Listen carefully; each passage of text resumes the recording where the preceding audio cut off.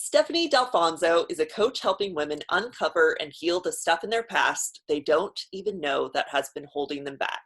She helps women fight anxiety and stress and recently released her book, Goodbye Anxiety, Hello Freedom: How to Build Resilience and Overcome Anxiety, which we definitely all need, especially right now. Yes. I took a class with Stephanie and I was able to apply her ideas right after. My boyfriend and I missed our train upstate, and instead of yelling at him for dawdling, I was able to use her techniques to stay calm and control my emotions, which is why I'm so excited to have her on today. But Stephanie is a woman of many careers and talents. Her first career was in the 80s and 90s as a celebrity DJ, Stevie Knox, in Florida. She then opened a hypnosis office, which she operated for over 10 years, and now she's helping women with anxiety. We're so excited to have you on today. Welcome, Stephanie. Thank you. Thank you. Thank you. I love that you took something from the class and immediately applied it. That is my greatest joy, is when, oh, okay, let me take this and apply it immediately, instead of I talk about self-help, shelf help, because we get all these books and programs, and then we put them on our saggy shelves and don't do anything, and then wonder why nothing changes. Yeah, well, I loved what you were saying because you had all these quick tips to apply that day. Yeah. Like the square breathing. I've been doing that whenever I've felt anxiety, and no one knows that I'm Right. doing it. Right. Like, just for me. And the square breathing, or other people might have heard it as box breathing, is hands down one of my clients' favorites. Like, so many people go, oh yeah, that's my favorite. And my husband heard me saying that on a podcast one time, and he goes, that's my favorite breathing technique too. Amazing. So if I can, let me just guide your listeners through it right now so they can experience it. Okay. It's so simple. You can trace a square on your leg or in the air or on the table in front of you. And we're just going to go around a square box. And then don't do it this time. Let me explain it, and then I'll guide you through it. You inhale, 2, 3, 4, hold 2, 3, 4, exhale 2, 3, 4, hold 2, 3, 4. And the hold is the key. The hold is what helps stimulate the parasympathetic nervous system, which is the rest, digest, and relax system. That's the one we want to keep activating over and over and over again. I used to say many times a day, but in the state of the world that we're living in now, we need to activate that several times an hour, right? So let's do a couple rounds, okay? Inhale, 2, 3, 4.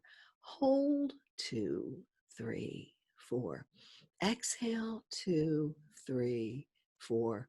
Hold, 2, 3, 4. Inhale, 2, 3, 4. Hold, 2, 3, 4. Exhale, 2, 3, 4. Hold, 2, 3, 4. Inhale, 2, 3, 4. Hold, 2, 3, 4. Exhale, 2, 3, 4. Hold, 2, 3, 4. And then let your breath come back to its natural rhythm. And when you watch this video later, I want you to see what transpired in your face. You just immediately shifted into bliss. And when we can experience that in the midst of this insane times we're living in, like, that's, first of all, that helps us stay healthy. And after what you went through, I don't know if I'm outing you, and Oh you no, can cut this out. told our listeners Okay. about my time with COVID. Yeah. So, you more than any of us realize how incredibly important it is to, be doing everything we can to be healthy. And stress causes dis-ease, right? Mm-hmm. Have you ever heard it that way? Dis-ease, No, right? I haven't. Right. But when you think about it, it's dis-ease in your physical body, right? So we want to be interrupting that. That's why I have 35 different techniques in my book, Goodbye Anxiety, Hello Freedom, not because you have to learn all of them, but because when you find 3 or 4 that really work for you, you are so much more likely to continue to do them again and again and again and again. If I talked to a reporter a couple weeks ago about people starting a yoga practice or a Tai Chi practice or meditation practice now. And I am on my mat every single day. I'm a devout yogi. I'm also a certified yoga teacher, among the many Cool. hats that I wear. I know yoga is what is getting me through these times. But so and I said, you know what? If somebody doesn't have a practice in place, asking them to commit to a 1 hour yoga class or a 1 hour Tai Chi class is too big a reach. Yeah, that could be a lot. Right. So, okay, if we can do square breathing, and that takes what, maybe a minute, you're much more likely to do it. Hmm. Thank you so much for guiding us through with that. How did you come to be an anxiety and stress coach? Where did that figure in? Okay, so the first half of my life, I thought it was normal to wear my shoulders like earrings, up at my ears, and to constantly worry about everything. Oh my gosh, not just worrying about everything, but worrying about everything to the absolute worst possible outcome. And, my husband, when my kids were little, my husband traveled a lot. He, oh my gosh, what if the plane crashes? Oh my gosh, and he dies. And then what am I going to do? And this is what I thought was normal until, you mentioned my radio career. My last job was doing the morning show out in Portland, Oregon. And I developed incredible insomnia. I had two small kids. My son was still in diapers. I was getting up at 3:30 in the morning, and one day I just lost it. Everything was just, anything would set me off. And I found myself in my kitchen smashing the bag of Cheetos as my kids were, oh my gosh, mommy, please stop, because this was treasured junk food for them. And so I was like, okay, I need help here. And I went to the doctor, got medication for the insomnia. And the doctor said, well, the insomnia is connected to the anxiety. And I was like, what? I did not know I had struggled with anxiety my entire life. Wow. So I got medication and it worked for a short time and then it stopped. So I started researching all things anxiety. And this was back in the mid 90s. So there wasn't a lot of research, and Google wasn't even around yet, What would right? you do? Right? You're my kid's age. So yeah, A you've not known. library? Right. And you've not known a world without Google, right? Yeah. It's always Even at the library, you type in, where is this book? We don't go through the index of cards. right. But so I was going, and there really wasn't a lot of research, but I stumbled upon, I have a really wonderful knack of just living in the moment so that things come to me when I need them. I stumbled upon EFT, which is emotional freedom techniques, or tapping. And it's an energy technique where you tap on specific points of your body, and it helps to take away cravings. It helps to take away stress and anxiety. It is an amazing, amazing technique. Gary Craig was first rolling that out when I was having this, anxiety meltdown. And God, I learned that it could help me sleep. It could learn to help me calm down. So that was the end of my radio career, because then we moved cross country to Connecticut, where I live now. And I'm about an hour and a half outside New York City. So here I was, this, big shot celebrity radio DJ, and I landed in this, podunk town in Connecticut where, they paid minimum wage to be on the radio, or I could have somebody else raise my kids and get a job in New York City. And I was like, no, my family came first. So I was doing this, this EFT tapping, and I'm trying to tell everybody, oh my gosh, here's this thing. Eyes are glazing over, like, what are you on, right? So then my husband got sick, and he went into liver failure 12 to 15 times before he had a thankful, successful liver transplant. But again, now I'm worried, like, oh my gosh, what if he dies and I don't have a career, and what am I going to do with these kids? So, I could go to school to be a life coach.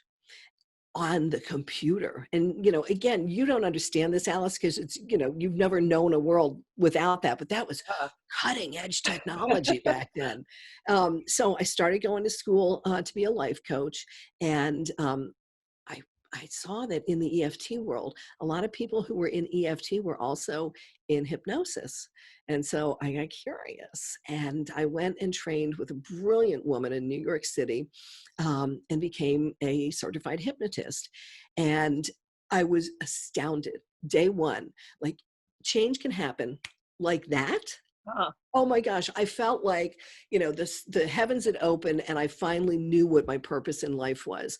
So I call myself an integrative hypnotist because I use hypnosis, but I use so many different modalities. I kind of have my own little secret sauce now, where it's not like when I trained with her, she said, you're going to find out that most hypnotists are reading from a script, but uh.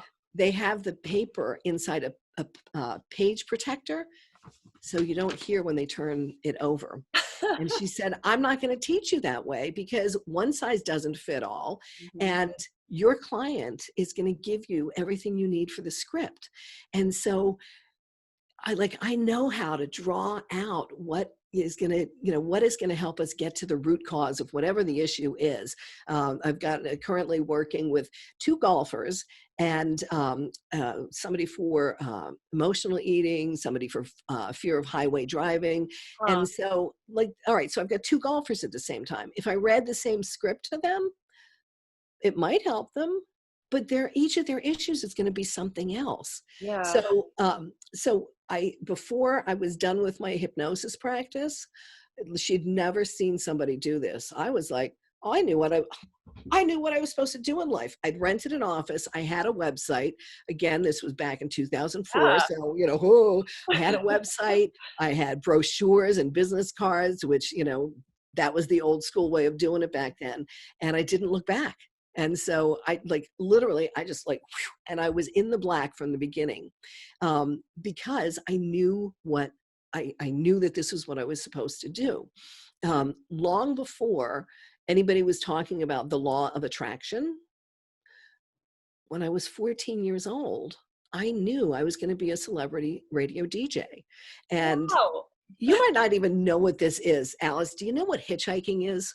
Yes. Yeah. Okay. Okay. All right. Well, not many people do it anymore. So I don't know, Yeah. but Did you do it? yes, Oh back my in the God. 70s, when I was 14 years old, I would hitchhike. We lived in the country. I would hitchhike to the train station to take a train to downtown Philadelphia and go hang out in the radio station with the DJs. And Wow. it's so, I made it happen, right? So then I, really have the skies open up and tell me, yes, I have really found what I'm meant to be doing in this lifetime with hypnosis. I open a practice and the clients came. Can you So explain to me what hypnosis is? I think for me, I really know it from cartoons and this clock that's going back and forth. What is hypnosis and right. what is it for our viewers? And so guess what? You've been in hypnosis many times in your lifetime. What? What is Yes. it? We all are in and out of hypnosis all the time because it is simply a focused state of attention, a focused state of awareness.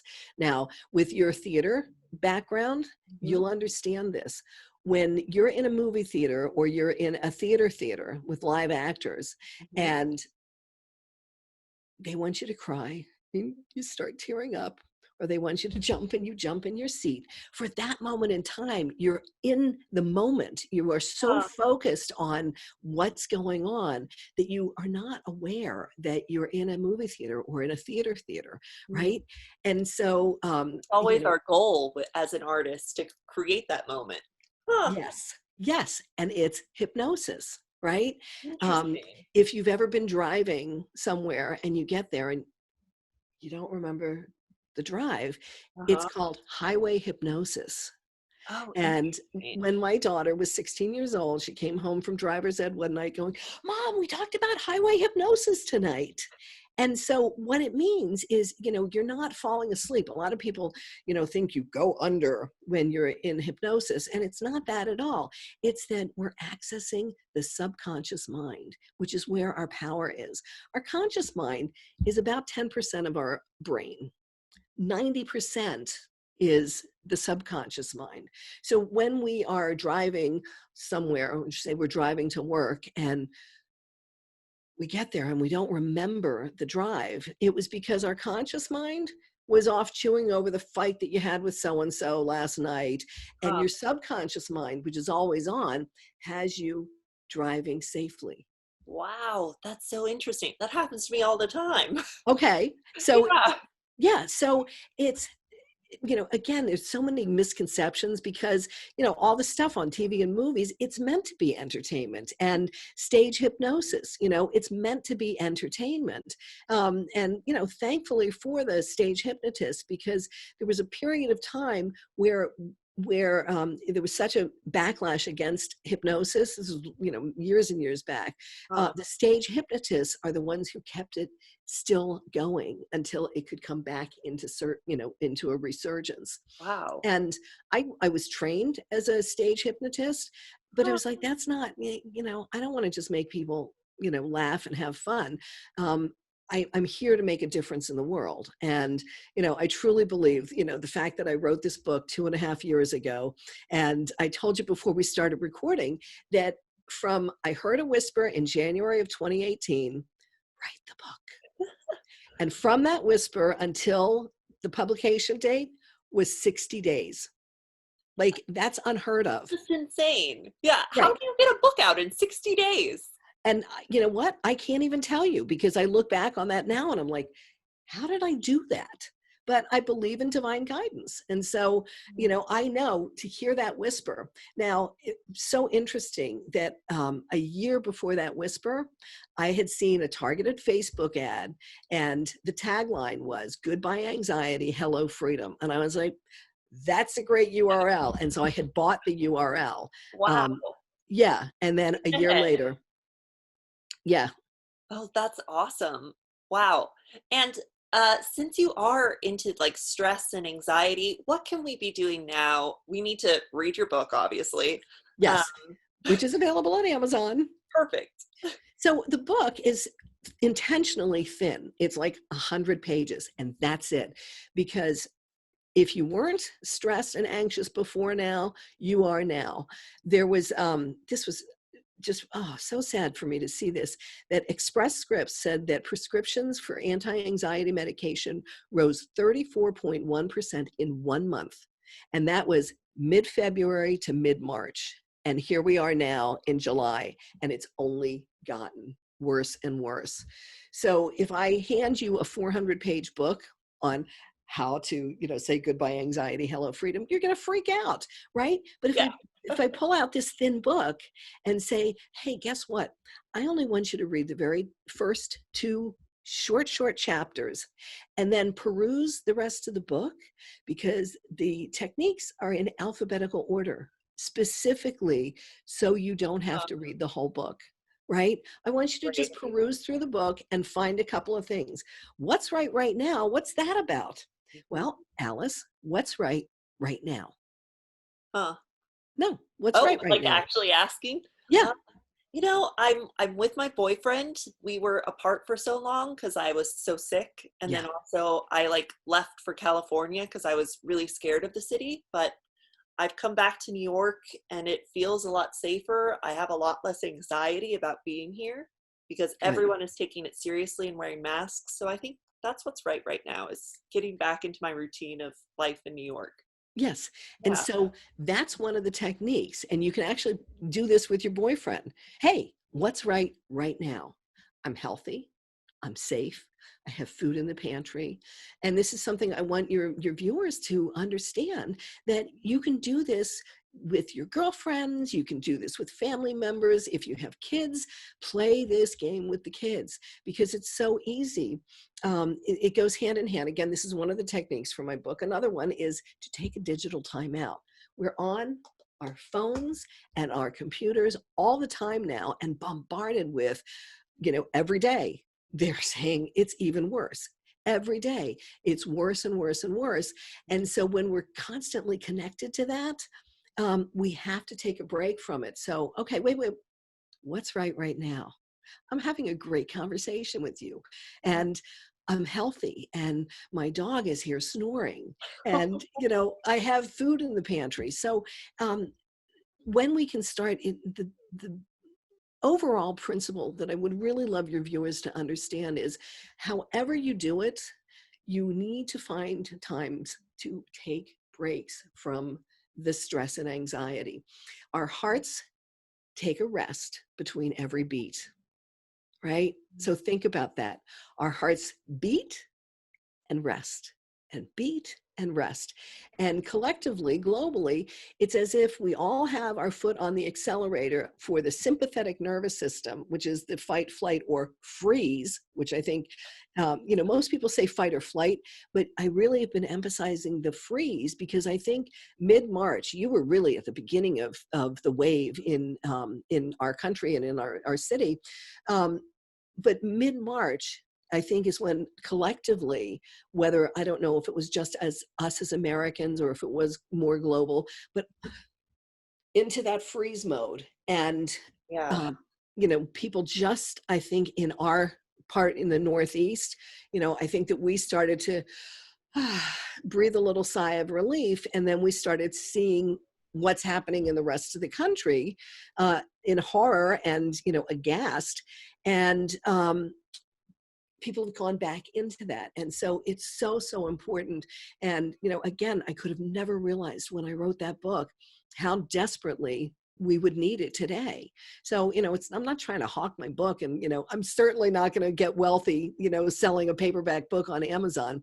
But people need this. They need this. So, again, I'm not trying to like pump up the No, sales, your but techniques were so useful and so helpful. It's something that we all need. And I think you're right. Like, this is all these tips for anxiety and stress are particularly at play right now in our yeah. country.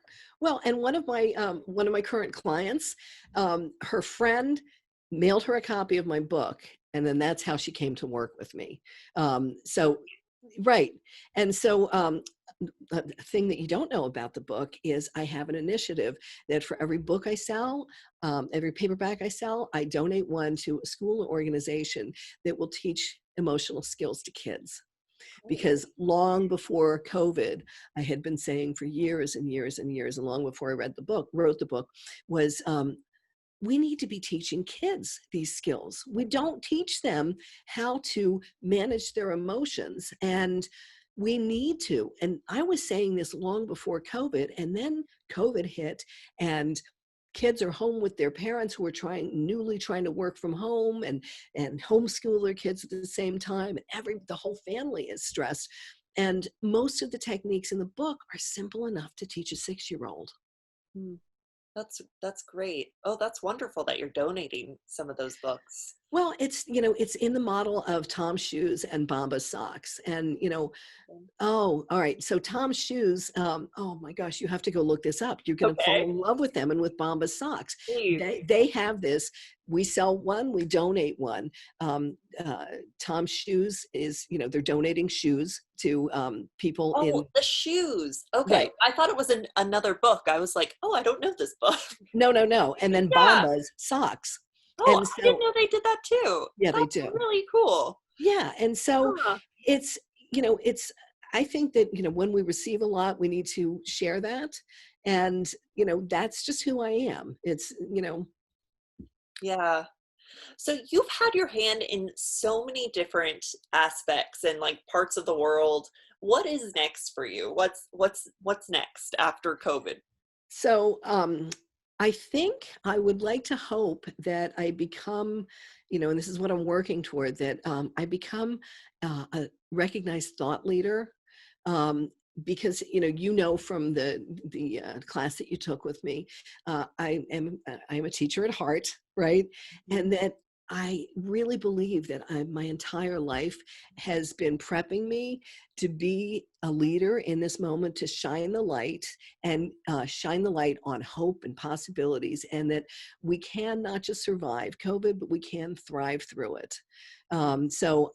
If any of your listeners, your viewers, could bring me into their companies to, I'm in negotiation with a company right now from somebody who had been on my class Wow. to go in and teach their employees these, because as a culture, if an entire team is on the same page, and I teach a handful of different techniques, and can you imagine if you start a meeting, first of all, if you've got leaders from the top down in on this, right? Okay, let's start by going around going around the table in the old days, going around the screen Yeah, these really. days, and everybody say what's right now. Get everybody focused on what's right now, instead of panicking because, oh my gosh, I'm going to be called back and I don't have an assigned desk, and who's going to have been sitting at that desk, and oh my gosh, I'm going to have to use the public restroom. And instead of starting out with that energy, if you as a group start out with, okay, let's do square breathing, or let's do what's right now, or I don't have a little Zen chime, but let's just start with a Zen chime. Uh, It's going to set the tone for something so different, right? Another one of I talk so much about this is gratitude, right? To really come to, that's part of what's right now. What's right now is for gratitude, because when we feel gratitude, Sean Acor is a happiness researcher. Like, that's his job. Isn't that cool? cool. Yeah.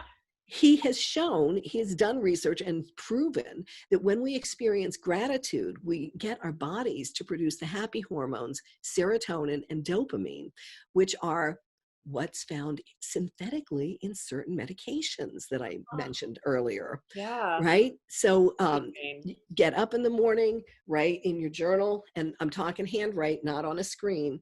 It wires it in our brain a different way. I'm so old school, but I've got the research to back it up Great. now. Perfect. So write down, I write thank you with 1 exclamation point, thank you 2 exclamation points, thank you 3 exclamation points, and then I'm so grateful for, and the 3 things that I'm grateful for. And some mornings it's going to be, well, I'm grateful I remembered to brush my teeth last night, and that's okay. It's building that habit so that you build that gratitude habit. Neuroscientists talk about neurons that wire together, fire together. And my eyes used to glaze over, but now I like really geeky about this because I get it. So when we have an experience, certain neurons wire off together. When we have the similar experience, same thing happens, and again and Huh. again and again. And so that's great when we're learning something new, when we're learning how to play an instrument or how to play a sport. It's great for that.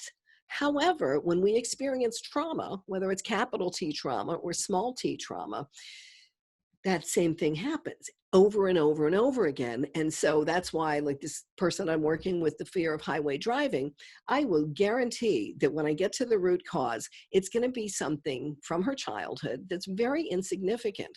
One person years ago was, they were in the backseat of their parents' car, like 5 years old, and the father had a panic attack and had to pull over and switch seats with the mother. And then so the mother continued to drive. Well, that series of neurons kept firing off until they couldn't drive anymore.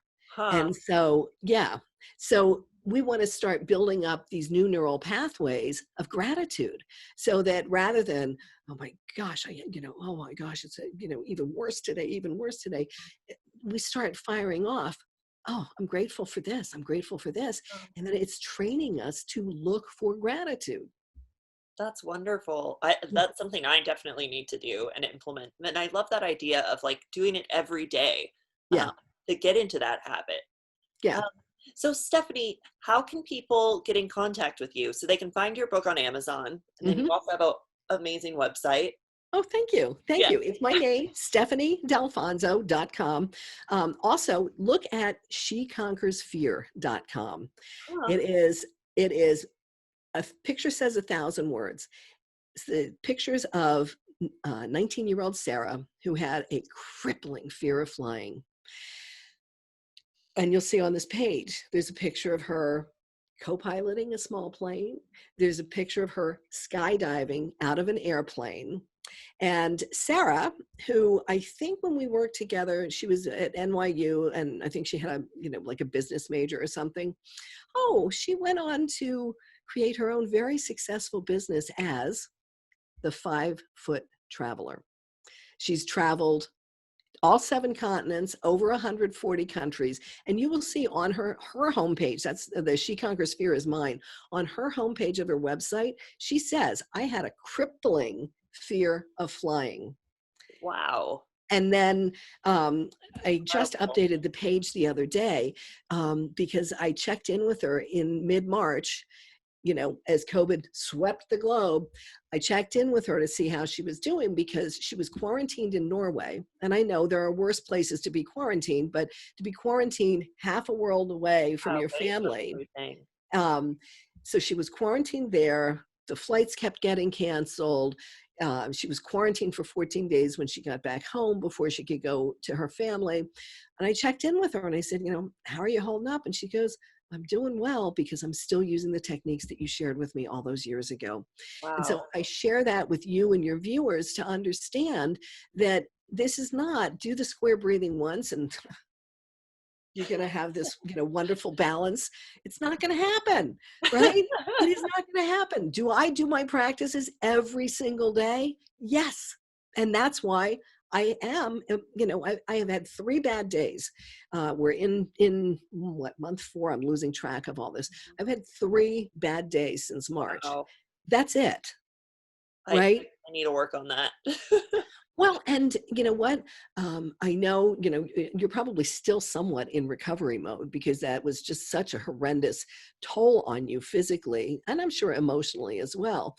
But something I noticed was the 3 bad days that I had, I wasn't moving my body as much. Huh. And so that is something for all of us to take note of. I'm blanking on the name. The Latin root for emotion, whatever it is, means energy in motion. And so Hey. Wow. when we are not moving our bodies, our emotions get stuck. Huh. So whether it's walking in place, walking Yeah. around your apartment, getting up to stretch every, couple of times an hour, it is absolutely crucial for us to keep our bodies in motion, to keep our emotions flowing. That makes sense. My boyfriend and I bought a stationary bike at the start of March or whenever I got better. And like we do it every day. And like you can tell if you don't do it that day, like I feel like so much more anxious and stressed. Right. Right. And so I would encourage all of your viewers to just, start where you are. If you don't have any motion going on, don't say, I'm going to exercise my body for an hour, and that's not going to happen. Right. Okay. I can do 5 minutes. Mhm. I can walk in place for 5 minutes. I mean, I'm blessed. I live out, it's not necessarily the country, but it's beyond the suburbs. Mm. So I have a beautiful reservoir that I live 1 house away from. Wow. So I can go up there and walk up there Lovely. as much as I want.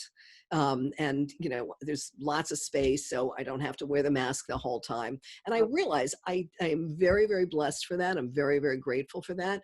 But when it first started, I wasn't getting up to the reservoir as much, but and I started tracking my steps on my phone, oh, and I would cool. just stand in place and walk in place. And my husband was like, well, that's not the same. Well, yeah, it is. You're still moving your body. Yeah, perfect. Thank you so much, Stephanie. Is there anything else you'd like to add to our listeners today? Just start where you are.